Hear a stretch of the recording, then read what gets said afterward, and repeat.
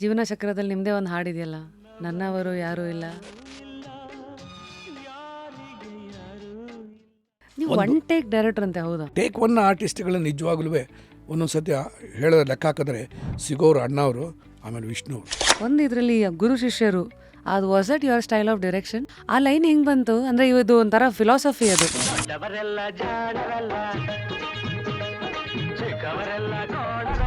ಅವಾಗ ಯಾರು ಅವ್ರಿಗೆ ಹೇಳ್ತಾ ಇರಲ್ವಾ, ಇಲ್ಲ ನೀವು ಟೈಮಿಗೆ ಬರಬೇಕು? ಯಾರು ಹೇಳಿದ್ರೆ ಕೇಳೋರು ಯಾರು? ಅಂಬರೀಷ್ ಹತ್ರ ಯಾವೆಲ್ಲ ನಡೆಯೋಕ್ಕಾಗೋದಿಲ್ಲ. ಅವ್ರು ಬಂದಿದ್ದೇ ಟೈಮು, ಆನೆ ನಡೆದಿದ್ದೆ ಅಷ್ಟೇ ದಾರಿ ಅವ್ರದ್ದು. ನಮ್ಮ ಶೂಟಿಂಗ್ ಎಲ್ಲ ಇದು ಜಂಗಲಲ್ಲೋ ಮಡಿಕೇರಿಯಲ್ಲೋ ಎಲ್ಲೋ ಇದೆ ಅಂದರೆ ಅವರು ಲೇಟಾಗಿ ಬರ್ತಾರಲ್ಲ, ಲೇಟಾಗಿ ಬಂದರೆ ಅಲ್ಲೇ ಕಿರ್ಚಿ ಬಿಡ್ತಾರೆ. ಬಾಬಿ ಅಂತ ಏನು ಅಂತ ಹೇಳಿದ್ರೆ, ಇವತ್ತು ನಾನು ಬರ್ತಾ ಇರ್ಬೇಕಾದ್ರೆ 4 ಕಾಡಾನೆಗಳು ಮಧ್ಯ ಅಡ್ಡ ಬಂದ್ಬಿಡ್ತು ಅಂತ. ನಮಗೆ ಗೊತ್ತು ಇದು ಬೊಗಳೆ ಅಂತ.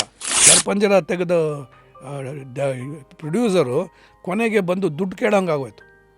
ಕುಡಿದು ರಸ್ತೆಯಲ್ಲಿ ಕುಡಿದು ಬಿದ್ದುಬಿಟ್ಟಿದ್ರು ಗಾಂಧಿನಗರದಲ್ಲಿ. ಆ ದೈವ ಇವ್ರ ಮೇಲೆ ಬಂದ್ಬಿಡುತ್ತೆ.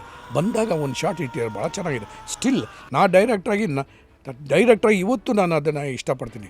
ಆ ಮೇಲ್ಗಡೆ ಇದು ಚಾವಣಿ ಮೇಲ್ಗಡೆ ಹತ್ತುತ್ತಾರೆ, ಈ ಥರ ಸ್ಲೋಪ್ ಇರುತ್ತೆ, ಆ ಸ್ಲೋಪಲ್ಲಿ ಹಿಂಗೆ ಹತ್ಕೊಂಡು ಹೋಗ್ತಾರೆ ಲೈಕ್ ಎ ಮಂಕಿ. ಹೀಗೋಸ್ತೆ ಯಾವುದನ್ನು ಕೂಡ ನಾನು ಮಾಡಿದ್ದೆಲ್ಲನೂ ಕೂಡ ಸಕ್ಸಸ್ ಆಗುತ್ತೆ. ನಾನು ಯಾವಾಗಲೂ ಸೂಪರ್ ಹಿಟ್ ಪಿಕ್ಚರ್ಸೇ ಕೊಡ್ತೀನಿ ಅಂತ ನಾನು ಅಂದ್ಕೊಂಡ್ರೆ ಅದು ಮುಟ್ಟಾಳ್ತಾನೆ. ಫುಲ್ ವಿಡಿಯೋನ ನೋಡಿ ಆನ್ ರ್ಯಾಪಿಡ್ ರಾಶ್ಮೀಸ್ ಯೂಟ್ಯೂಬ್ ಚಾನಲ್.